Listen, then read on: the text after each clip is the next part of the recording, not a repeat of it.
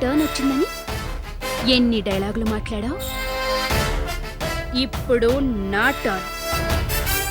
ఇప్పుడు కూడా నేను ఎక్కువగా మాట్లాడాను. Only action. అమావాస్య దగ్గర పడే ఈ 3 రోజులు నిన్ను 6 చెరువుల నీళ్లు తాగిస్తాను. రావే బయటికి, రావే. నేను రాను. రావే, రా. నేను రాను. నేను రాను. నేను రాను.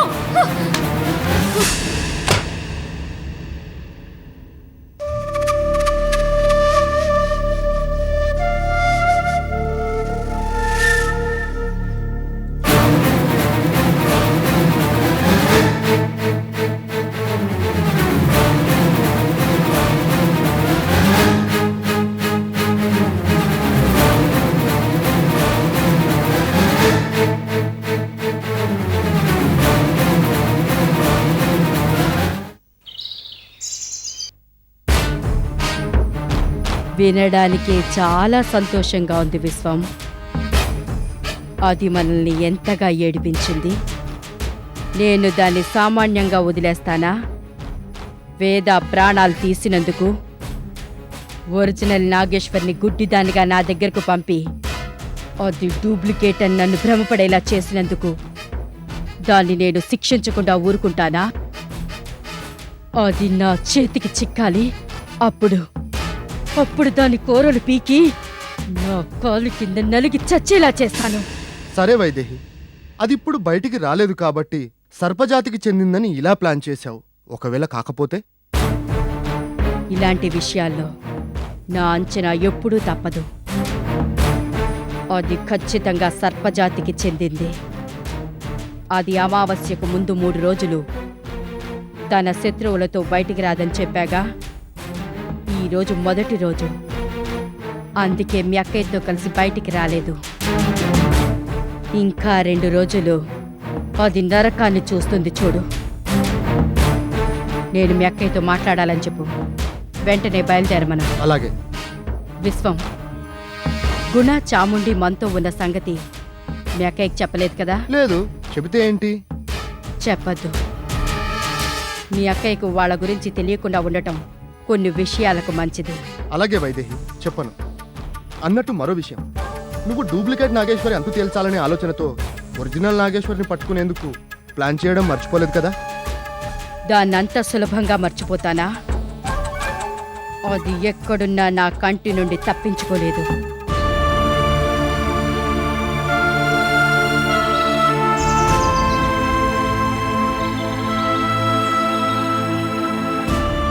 ఏంటి నాగేశ్వరి, దేని గురించి అంతగా ఆలోచిస్తున్నావు?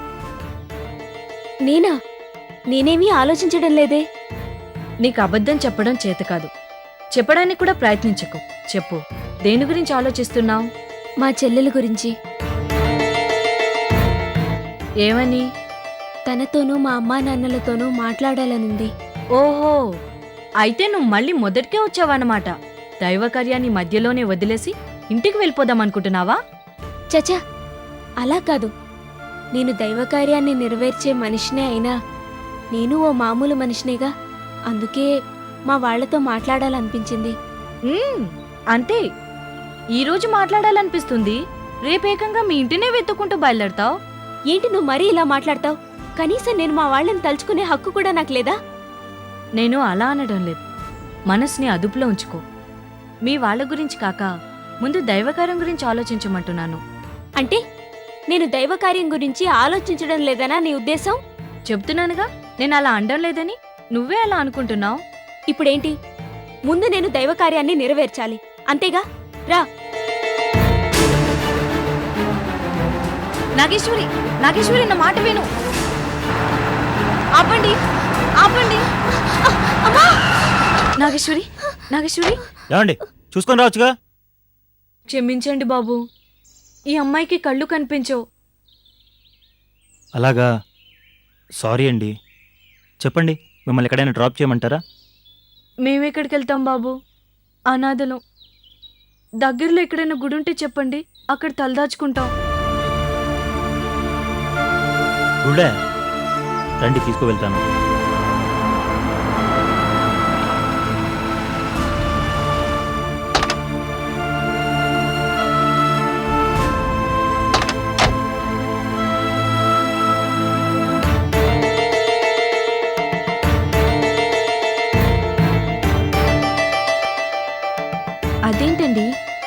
అని చెప్పి ఇంటికి తీసుకొచ్చారు? ఎవరిల్లిది? మా ఇల్లే. నేను మా పాప మీలాగే మరో అమ్మాయి మాత్రమే ఈ ఇంట్లో ఉంటున్నాం. మీరు గుళ్ళో వెళ్ళి ఉండడం కంటే ఇక్కడ ఉండడం మంచిది. మీకు ఇష్టమైన నాళ్ళు ఇక్కడ ఉండొచ్చు. రండి. వద్దండి, మేము వెళ్తాం. మీరు వెళ్ళి గుళ్ళో ఉన్నా ఎవరో ఒకరి సహాయం తీసుకోవాల్సిందే కదా. ఆ సహాయం చేసే అవకాశం నాకు ఇవ్వండి. రండి.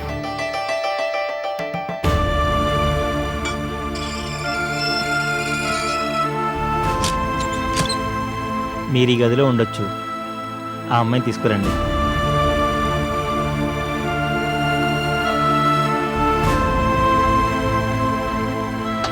రా Nageshwari. Daddy hey, daddy aunty వెళ్తా అన్నారు చూడండి.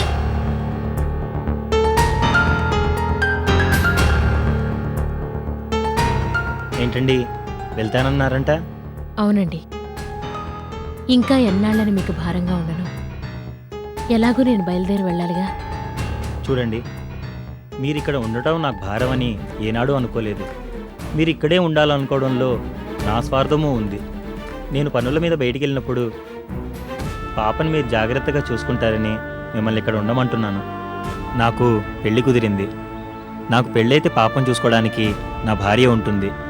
అంతవరకు ఈ ఏకాకి సోదరుడికి హెల్ప్ చేయండి. అది బాబు, కొళాయిలో నీళ్ళు రావడం లేదు. అలాగా? ట్యాంకులో అయిపోయినట్టున్నాయి. నేను మోటార్ ఆన్ చేస్తాను. నేను చెప్పానుగా నాతో పాటు ఉంటారని. గీతా గారు, నమస్కారం. నమస్కారం. రండి.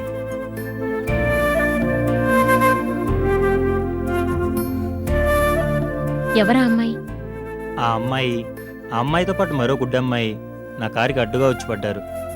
పాపం, అనాథలట. ఎక్కడైనా గుడి ఉంటే చూపించమన్నారు. పాపం అనిపించింది. పోనీలే అని మన ఇంటికి తీసుకొచ్చాను. ఏమండి, మీరేమైనా ఆపద్బాంధవుడా? అనాథల్ని పిలిచి మరీ ఆశ్రమిస్తున్నారు. ఆపద్బాంధవుణ్ణి కాదండి, అనాథని. ఎవరి ఆదరణ ఆప్యాయత లేకపోతే మనిషి ఏమైపోతాడనేది నాకు బాగా తెలుసు. అందుకనే నేను వాళ్ళకి ఆశ్రయం ఇచ్చాను. సృష్టి చాలా విచిత్రమైందండి. అందరూ మీలాగే మంచివాళ్ళై ఉంటే ఎంత బావుంటుంది. మరీ ఎక్కువగా పొగడకండి, నేను చెడ్డవాణ్ణైపోతానేమో. చెడ్డవాళ్ళయ్యే మొహాలు ఇలా ఉండవులేండి. మరి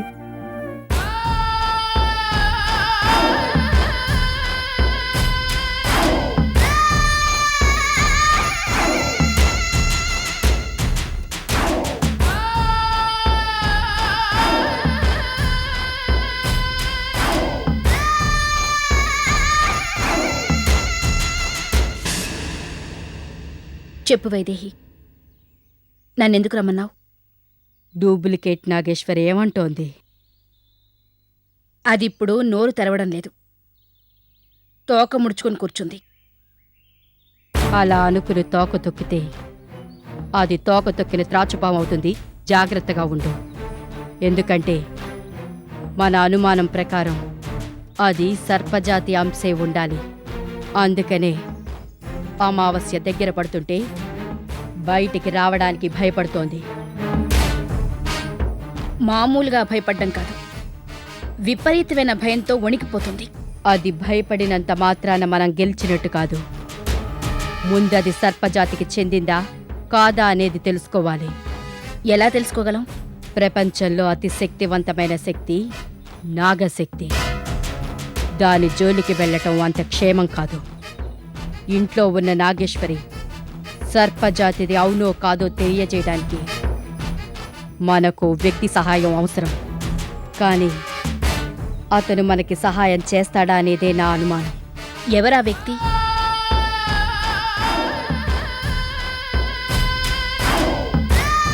మన్యవాసి. నాగారణ్యంలో ఉంటాడు. ఆ అరణ్య ప్రత్యేకత ఏంటో తెలుసా? అందులో ఉన్న వస్తువులు కానీ మనుషులు కానీ ఏ మాంత్రిక శక్తుల కళ్ళపడరు. అందుకే అతను అక్కడుంటాడు. అతను అక్కడుండబట్టే నాలాంటి మాంత్రికుల వశీకరణకు కూడా లోబడడు. అతను దుష్టశక్తుల్ని తన దరిచేరనివ్వడు. అతను చాలా మంచివాడు. సర్పజాతిని వశం చేసుకునే శక్తి కలవాడు. అతను తలుచుకుంటే ఇంట్లో ఉన్న డూప్లికేట్ నాగేశ్వరి సర్పజాతికి చెందినది కానిది చెప్పేస్తాడు. కాకపోతే అతను కొన్ని సంవత్సరాలుగా తన సర్పదండాన్ని పక్కన పెట్టి అస్త్ర సన్యాసం చేశాడు. సర్పజాతి గురించి పట్టించుకోవడం లేదు.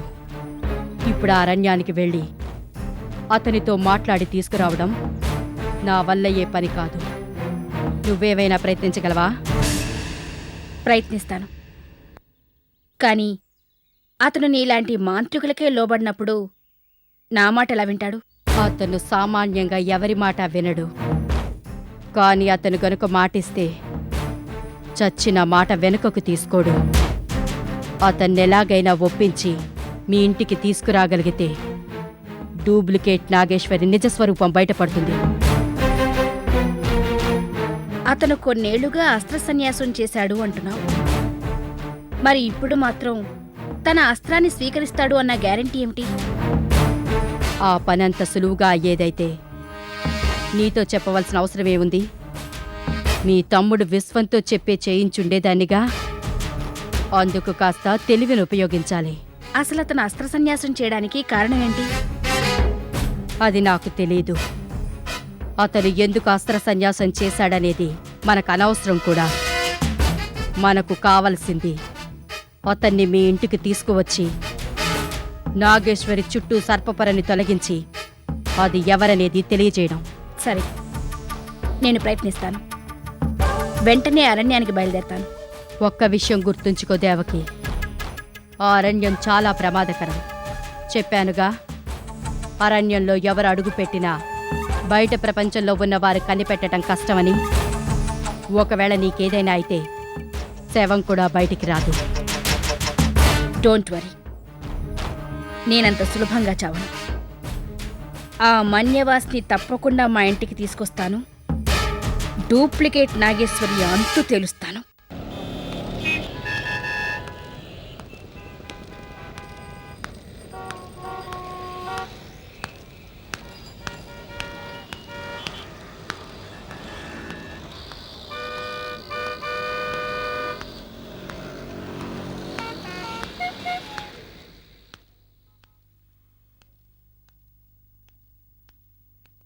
Excuse me, yes sir.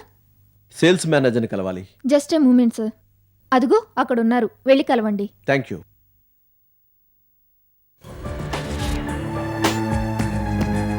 ఈ డీల్ చేయడానికి చాలా Hello. కష్టపడాల్సి వచ్చింది. Hi sir. ఐఎమ్ గుణ. నాకు చిన్న ఇన్ఫర్మేషన్ కావాలి. చెప్పండి సార్, ఏ కారు కొనాలనుకుంటున్నారు? కారు గురించి కాదు, కారు కొన్న ఓనర్ గురించి. ఓనర్స్ గురించా? ఎందుకండి? ఏం లేదు సార్, నా ఓల్డ్ ఫ్రెండ్ ఒక అతన్ని మెరూన్ మారుతి 800 కార్లో చూశాను.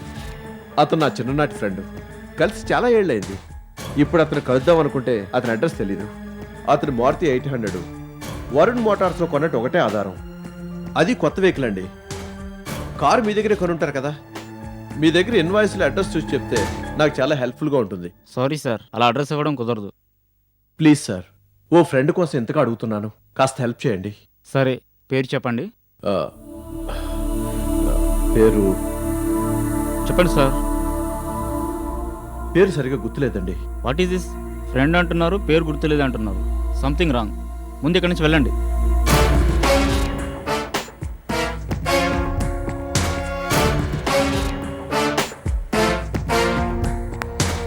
ముప్పై ఏళ్ల లోపు వయసుండి మారుతి 800 మెరూన్ కలర్ కొన్న వాళ్ళ వివరాలు కావాలి.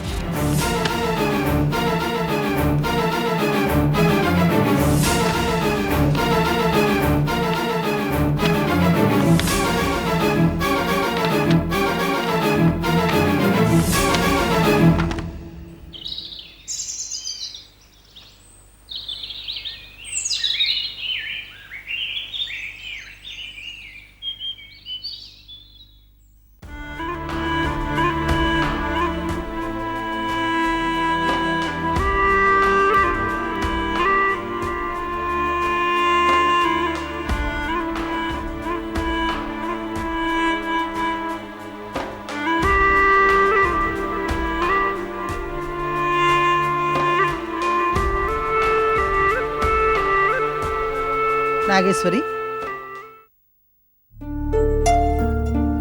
నువ్వెందుకిలా ముభావంగా కూర్చుని ఆలోచిస్తున్నావో నాకు తెలియడం లేదు, కానీ నీ ముఖంలో ఏదో తెలియని ఆందోళన కనిపిస్తుంది. ఎందుకను నా మనసు కూడా ఏదో కీడుని శంకిస్తుందమ్మా. నిజం చెప్తున్నానమ్మా, నువ్వు పుట్టినప్పటి నుంచి నీకు కీడే తలపెట్టాను తప్ప ఏనాడు నేను మంచే చేయలేదు. అందుకు శిక్ష అనుభవించాను. నీ దగ్గర క్షమాపణ కూడా అడిగాను. ఇప్పుడు నీకు ఎలాంటి ఆపద రాకూడదని మనస్ఫూర్తిగా కోరుకుంటున్నాను. నువ్వు క్షేమంగా ఉండాలని ఆ దేవుడికి మొక్కుకుంటున్నాను. మీ అమ్మ నా కడుపును పుట్టిందే అయినా అదెంత దుర్మార్గంగా ఆలోచిస్తుందో నాకు బాగా తెలుసు. అది నువ్వు చేయబోయే దైవకార్యాన్ని ఆపడానికి ఎంతకైనా తెగిస్తుందమ్మా. ఇప్పుడు కూడా అది ఏదో పథకం పన్నుతుందని నా అనుమానం. నువ్వు అమాయకంగా ఉన్నప్పుడు అది ఏమేం చేసిందో నాకు బాగా తెలుసు. నువ్వు కాస్త ధైర్యం తెచ్చుకుని ఎదిరించగానే సైలెంట్గా ఉన్నట్టే ఉండి ఇప్పుడేదో చెయ్యాలనుకుంటోంది. ఎందుకైనా మంచిది, నువ్వు జాగ్రత్తగా ఉండమ్మా. నువ్వేం భయపడకమ్మమ్మా, అంతా నేను చూసుకుంటాను. నువ్వు నిశ్చింతగా ఉండు, వెళ్ళు. అలాగేనమ్మా.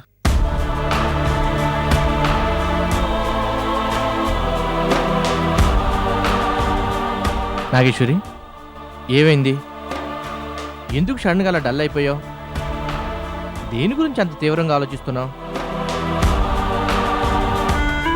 ఏం లేదండి, ఊరికే ఏదో ఆలోచిస్తున్నాను.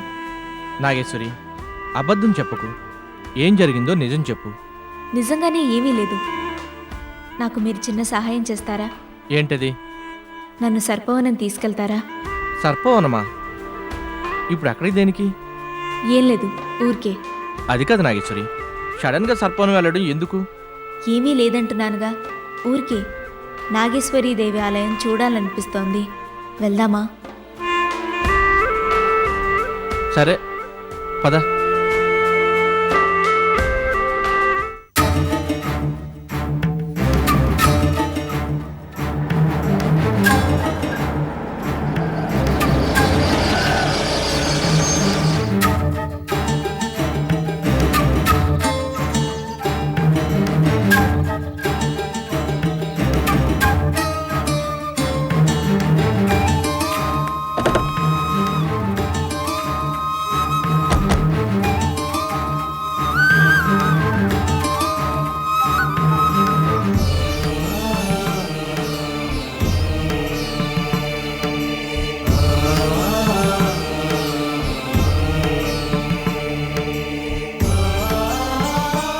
మీరిక్కడే ఉండండి, నేను వెళ్ళొస్తాను. నేను వస్తాను నాగేశ్వరి, పద. ప్లీజ్ వద్దు.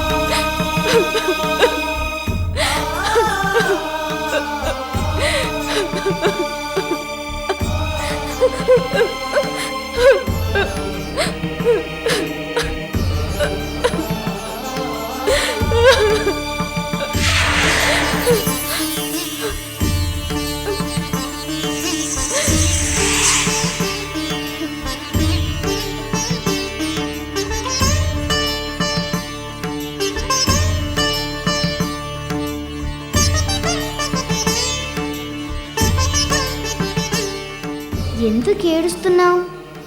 భయంగా ఉంది తల్లి. నా బిడ్డవైనా నీకు భయమా? ఎందుకని? నేనెంత నీ బిడ్డనైనా మనిషినే కదా తల్లి. నువ్వు నాకు బాధ్యతను అప్పగించావు, కానీ నేను నా బాధ్యతని పూర్తిగా నిర్వర్తించే లోపు నాకేదైనా అవుతుందేమోనని భయంగా ఉంది. అలా నాకేదైనా ఆపదొస్తే వచ్చి రక్షిస్తావు కదా తల్లి. నువ్వు నా బిడ్డవి. నీ కాపదొస్తే చూస్తూ ఎలా ఊరుకుంటాను? అయినా అన్నీ నీకు తెలుసు కదా. మనం దేన్నైనా మార్చగలం, కానీ విధిరాతను మాత్రం మార్చలేము. కాలచక్రం విధిరాతని అనుసరించే తిరుగుతుంది. ఒకవేళ విధి నిన్ను పరీక్షించదలుచుకుంటే అప్పుడు నేను మాత్రం చేసేదేముంది చెప్పు? నిజమే తల్లి, అంతా నాకు తెలిసినా ఏదో తెలియని భయం, నాకు ప్రమాదం ముంచుకొస్తుందనే కంగారు ఎక్కువ అవుతున్నాయి. ఒకవేళ నాకు ప్రమాదం ఎదురైతే నువ్వు నాకు అండగా ఉండి కష్టాల్ని ఎదుర్కొనే ధైర్యాన్ని, బాధల్ని తట్టుకునే శక్తిని ప్రసాదిస్తావు కదూ. నువ్వు ప్రస్తుతం నేను నిర్వర్తించాల్సిన బాధ్యతని నువ్వు నిర్వర్తిస్తున్నావు. భవిష్యత్తులో నీకేదైనా కష్టం వచ్చినా, బాధ కలిగినా అవన్నీ నాకు వచ్చినట్టే. అప్పుడు నేను ఎలా స్పందిస్తానో నువ్వు అలాగే స్పందించు. ధైర్యంగా ఉండు. అలాగే తల్లి, నన్ను ఆశీర్వదించు.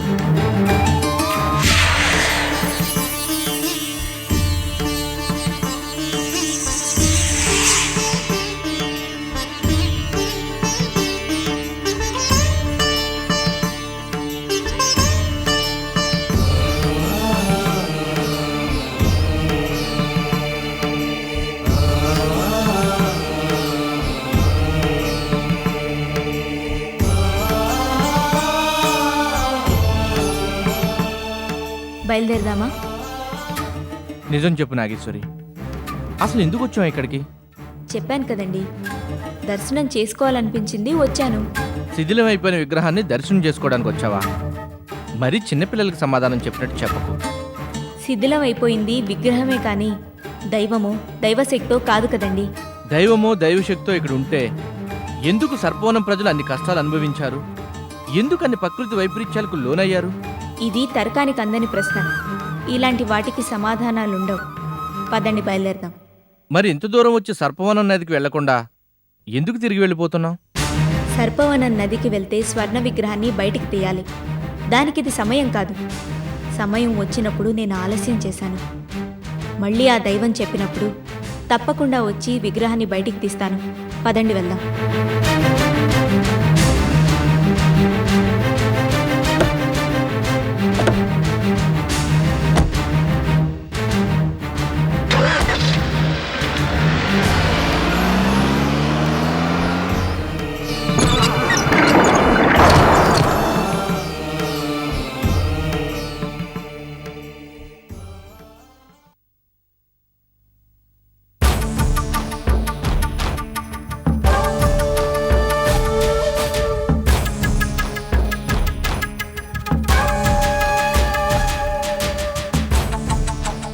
మైత్రి,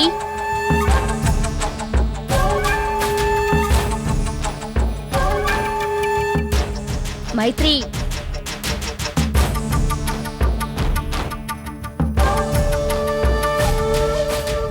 ఏంటమ్మా? నాగేశ్వరేది?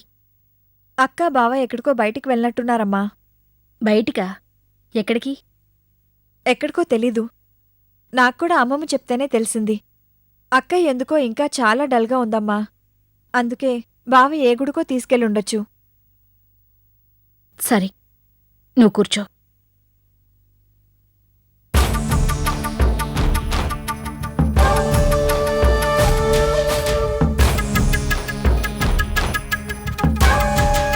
దేని గురించమ్మా అంత సీరియస్గా ఆలోచిస్తున్నావు?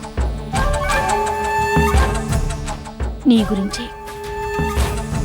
నా గురించా? అంత సీరియస్గా ఆలోచించాల్సిన అవసరం ఏమొచ్చిందమ్మా? వచ్చింది కనుకే ఆలోచిస్తున్నాను. ఏంటమ్మా అది?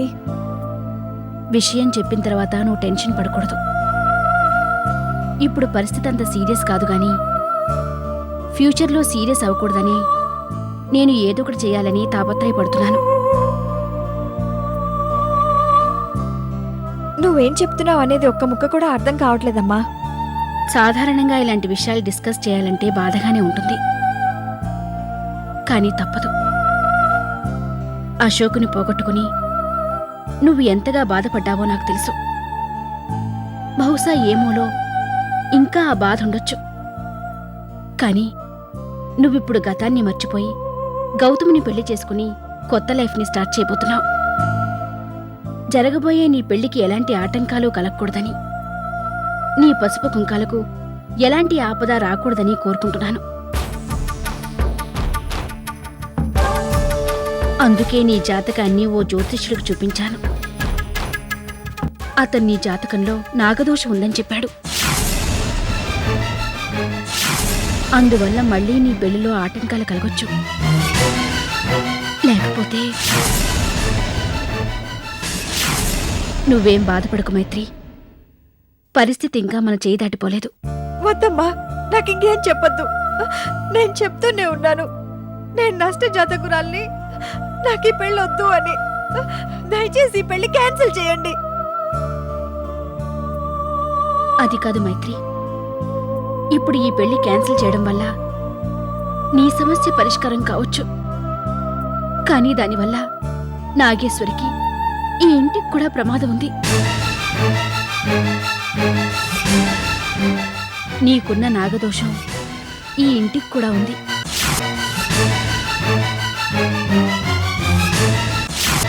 ఇప్పుడు దోష నివారణ చేయకపోతే మీ అక్కయ్య పసుపు కుంకాలకి మా అందరి ప్రాణాలకు కూడా ప్రమాదమే.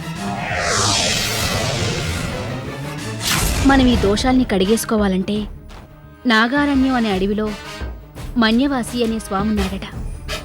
అతన్ని మన ఇంటికి తీసుకొచ్చి పూజ చేయిస్తే సర్పజాతికి చెందిన అన్ని రకాల దోషాలు పోతాయని జ్యోతిష్యుడు చెప్పాడు.